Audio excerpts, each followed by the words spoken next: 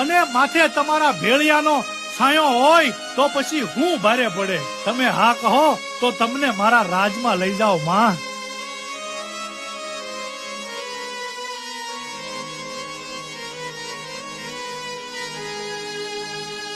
અરે ચારણ, જો આપણી ખોડિયા નાના નેહડામાંથી રાજમાં જશે ને તો બધાયનું હારું થશે. હા દેવલ, તમારી વાત સાચી છે. બેટા ખોડી, તમે જો આતા બાપુને હારે જશો તો રાજમાં સર્વેનું કલ્યાણ થાય. હા આઈમાં, હાલો મારી હારે રાજમાં. આ આતાભાઈ ગોહિલને ખોડલની લગની લાગી છે.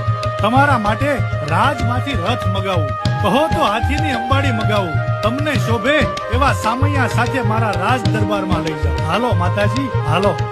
રાજન, હું તમારી સાથે આવું, પણ તમારે મને એક વચન આપવું પડશે. વચન માંગી લો આયમાં. આ આતાભાઈ ગોહિલ તમને વચન આપે છે. રાજન, હું તમારી સાથે આવું, પણ રથમાં